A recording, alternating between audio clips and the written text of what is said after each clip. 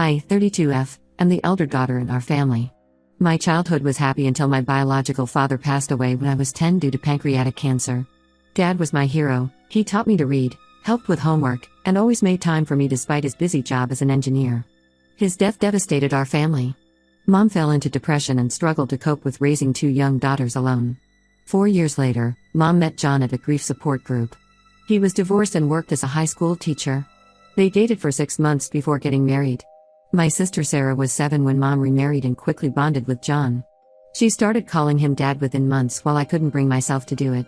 I was 14 and still grieving my father. John tried to connect with me initially. He offered to help with my science projects because that was what Dad and I used to do together. I politely declined it every time. Eventually, he stopped trying and focused more on Sarah, who eagerly accepted his attention. I didn't mind because I wanted to preserve my memories with Dad. Growing up, our house divided into 2 groups. Mom, John, and Sarah spent time together while I stayed in my room studying or reading Dad's old books. Mom often complained that I was too reserved and should try to be more like Sarah, who is outgoing and social like her. When I got good grades, Mom would say, "That's great, honey, but you should join some clubs like Sarah." Everything became a comparison. The distance grew as years passed. I focused on academics because Dad always stressed its importance. Sarah was average in studies but excelled in sports and social activities. John attended all her games and competitions. He tried coming to my debate competitions too, but I asked him not to. It felt wrong having him cheer for me when Dad couldn't. I moved out at 18 for college in another state. The distance helped me build my own identity away from constant comparisons. I visited only during holidays while Sarah chose a local college and stayed home. During these visits, I noticed how close she and John had become. She consulted him for every decision: college major, internships, even dating advice. I made my choices independently, sometimes not even telling my family until after. Mom didn't like my independence. She said I was pushing them away and breaking up the family. But I was just living my life differently. After graduating, I got a job as a software developer in another state. Built my own friend circle, dated occasionally, and created a peaceful life. I visited home 2 to 3 times yearly, maintaining polite but distant relationships. Last month, Mom called crying. John had been diagnosed with kidney failure due to uncontrolled diabetes and high blood pressure. He needed a transplant urgently as dialysis wasn't working well. Mom and Sarah got tested but weren't matches. They wanted me to get tested too. I agreed to the test because refusing would make me look bad. But I told them clearly that I needed time to think even if I matched. They seemed confident I would donate if matched. The results came after a week. I was a compatible donor. Mom and Sarah were overjoyed. Without consulting me, they started planning surgery dates, discussing my leave from work, and arranging for my post-surgery care. When I reminded them that I hadn't agreed to donate yet, they were shocked. Mom said I owed it to John for raising me. Sarah called me selfish and ungrateful. I tried explaining my concerns. I have a demanding job managing multiple projects. I live alone in a different state. The recovery would take 2 to 3 months minimum. I'd need someone to care for me, but my family lives far away. My close friends work full-time and can't take extended leave to help. Financially, it would be tough too. I'd have to take unpaid leave as I've used my paid leave visiting them when John first got sick. My savings would take a hit. Most importantly, I wasn't emotionally ready to make such a huge sacrifice for someone I maintained minimal contact with. Mom dismissed all my concerns. She said I was overthinking things and making excuses. Sarah offered to take leave to care for me, but I knew she couldn't afford it. She's a teacher like John and barely manages her bills. Mom can't leave John alone to help me recover. They started guilt-tripping me, saying John was an amazing stepfather who never differentiated between his own daughter and stepdaughters. Mom brought up how he attended my graduation despite me keeping him at arm's length. Sarah cried about losing her beloved father. John stayed quiet during these discussions. He just looked disappointed, which made me feel worse. But I couldn't ignore my instincts screaming that this wasn't right. Mom finally gave me an ultimatum: either donate the kidney or forget I have a family. I refused to be emotionally blackmailed and left. Since then, Mom and Sarah have blocked me everywhere. My extended family is divided. Some understand my position while others think I'm being cruel. My aunt told me Mom and Sarah are telling everyone I abandoned the family in their time of need. According to them, I'm choosing my comfortable life over saving my stepfather. John's condition is getting worse. Sarah posts daily Facebook updates about his deteriorating health, subtly blaming me. Yesterday she explicitly called me a murderer for refusing to save her father's life. Some of her friends have sent me hateful messages calling me heartless. I feel hurt by their reaction but stand by my decision. Organ donation is a personal choice that requires careful consideration. No one should be forced or guilted into it. I offered to help find other donors through social media and kidney donor groups. I even offered to contribute financially for John's treatment. They refused everything, saying they want nothing from me except my kidney. The guilt comes in waves, especially at night. But I know I made the right choice for myself. Dad always taught me to trust my instincts and stand up for myself, even if it meant standing alone. I'm honoring his teachings by choosing my health and well-being over others' demands. I need perspective. Am I wrong for refusing to donate? Should family obligation override personal choice in matters like these? Update: 1 Things took an unexpected turn that changed everything. My aunt, Mom's sister, called yesterday with information that left me questioning everything I thought I knew about my family, especially John. It started when my aunt saw Sarah's latest Facebook rant about me. She felt something wasn't right about the whole situation and decided to dig deeper. That's when she received an unexpected message from Katie, 31F, who introduced herself as John's daughter from his previous marriage. Yes, you read that right, John had another daughter he never told us about. According to my aunt, Katie reached out after seeing Sarah's posts about John needing a kidney. She wanted to verify if the posts were true because she hadn't heard anything from John directly. When my aunt confirmed everything, Katie shared her story, and it was heartbreaking. John abandoned Katie and her mother when Katie was just 5 years old. He left them without warning, changed his phone number, and moved to another city. Katie's mother struggled alone to raise her, working 2 jobs to make ends meet. Despite court orders, John never paid a penny in child support. He completely erased them from his life. The worst part? Mom knew about Katie all along. She knew John had abandoned his biological daughter when she married him. She helped him hide the secret from everyone, including Sarah and me. All those years of calling me distant and cold for not embracing John as my father, while knowing he had abandoned his own child, the hypocrisy is staggering. After learning this, I reached out to Katie through Facebook. We talked for hours on the phone. She shared how John's abandonment affected her entire life. She grew up wondering what she did wrong for her father to leave. Her mother never remarried because Katie's existence scared potential partners away. They survived on food stamps while John built a new family with us. Katie tried reaching out to John multiple times over the years. When she was 15, she found his address and wrote him letters. They all came back unopened. On her 21st birthday, she tried visiting him at his school, but he refused to see her and threatened to call security. She even reached out when she graduated college. John blocked her number. What breaks my heart is that during all these years, John was playing the role of perfect father to Sarah. He was attending her games, helping with homework, and walking her down the aisle at her wedding. All while his biological daughter yearned for just one phone call, one acknowledgement of her existence. Katie got tested for kidney donation too. Turns out she's also a match. But like me, she has no intention of donating. She's angry, hurt, and disgusted by John's actions. She's even more furious at my mother for enabling his behavior and then having the audacity to demand my kidney while keeping this secret. Mom and Sarah still don't know that I've discovered their secret. They continue their smear campaign against me. Sarah's latest Facebook post really crossed a line. She wrote that John was more of a father to me than my biological dad ever was, that he stepped up to raise another man's daughters when he didn't have to. Reading those words, knowing what I know now, made me physically sick. My real father may have died young, but he loved me completely in those 10 years. He never abandoned me by choice. I'm struggling with whether to expose their lies publicly. Katie wants to handle it herself. She plans to confront John face-to-face at the hospital. She wants me there for support, and I agree because I need answers too. How could Mom judge me so harshly while hiding the secret? How could she watch John reject Katie's attempts to connect while demanding I donate my kidney to him? The transplant surgery is scheduled for next month. They're still hoping I'll change my mind. Mom's friend called yesterday saying I should forgive and forget for the sake of family unity. She suggested I'm being stubborn and that donating my kidney could heal all the family rifts. But learning about Katie changed everything. I can't see John the same way anymore.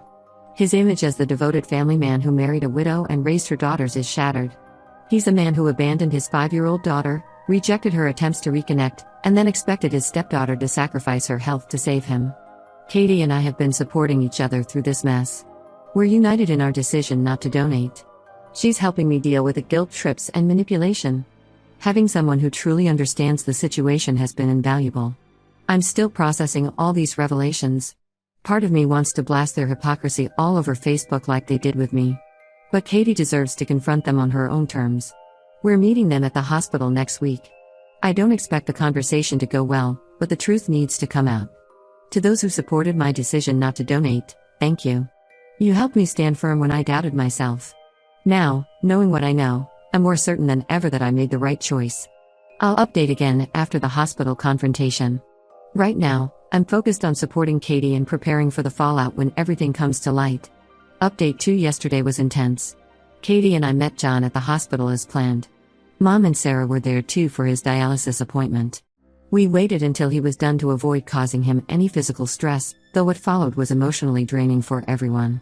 Their reaction to seeing Katie was exactly what we expected. John turned pale like he'd seen a ghost. Mom started stammering and grabbed Sarah's arm for support. Sarah looked confused, glancing between Katie and John, trying to understand what was happening. The silence in that hospital corridor was deafening.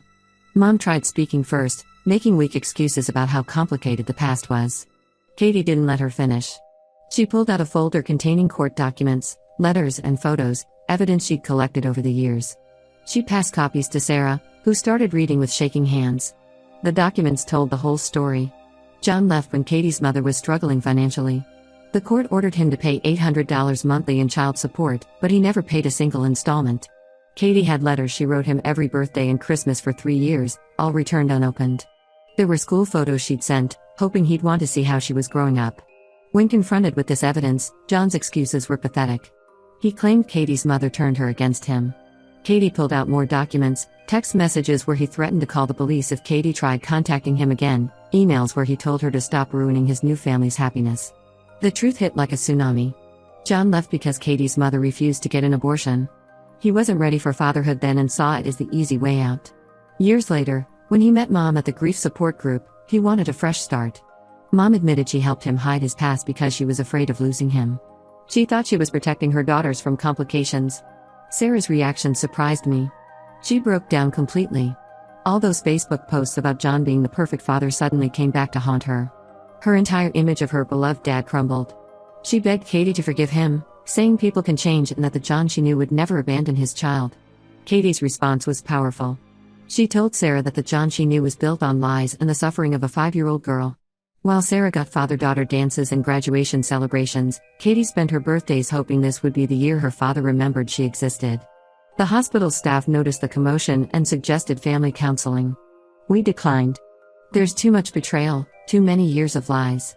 Mom finally admitted she was wrong to pressure me about the kidney donation, but in the same breath suggested I should still do it because John did raise me after Dad died. I reminded her that raising your stepchild while actively rejecting your biological child isn't something to be proud of. John's health is getting worse. His doctor says he might not last long without a transplant. He's on the waiting list, but his chances aren't good given his age and condition. Sarah switches between fury at us and desperate pleas for help. She even offered Katie money if she'd donate, which just made everything worse.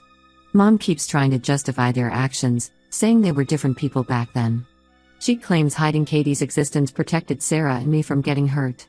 When I pointed out that she had no problem hurting Katie, she had no response. Katie and I left them at the hospital.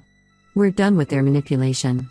Katie revealed she's considering legal action to recover the unpaid child support with interest. It's been over 20 years, and with penalties, the amount is substantial. I'm supporting her decision completely. The extended family is still divided, but more are taking our side after learning the truth. Sarah has stopped posting on Facebook. I guess it's harder to play the victim when people know the whole story. Mom's been calling our relatives trying to do damage control, but the documents Katie shared speak for themselves. Right now, I feel more confident than ever in my decision not to donate. John and Mom's true characters have been exposed. They're not the victims they pretended to be. I just regret not knowing about Katie sooner. We lost years of being sisters because of their lies. Katie and I are planning to meet next week to discuss her legal options. Whatever she decides, I'll stand by her. Sometimes family isn't about blood or legal ties, it's about who stands with you when the truth comes out. I'll update again when there are significant developments.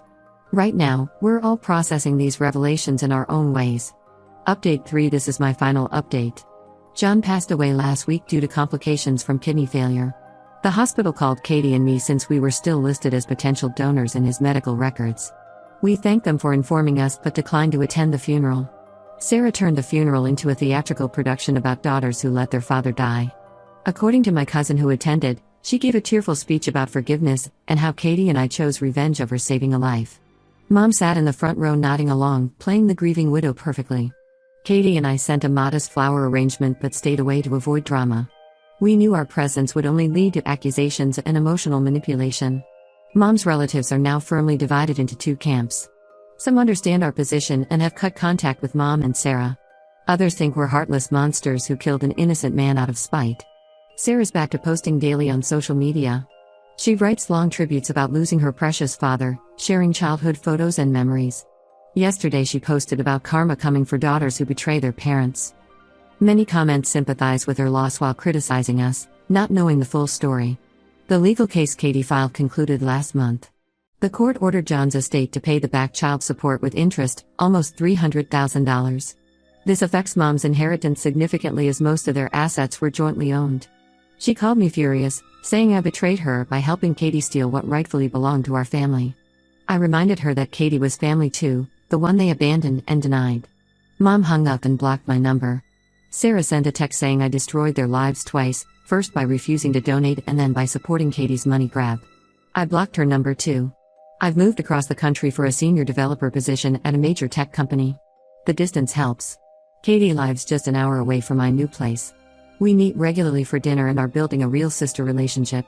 She understands my complicated feelings about Dad's death because she never had a father figure herself.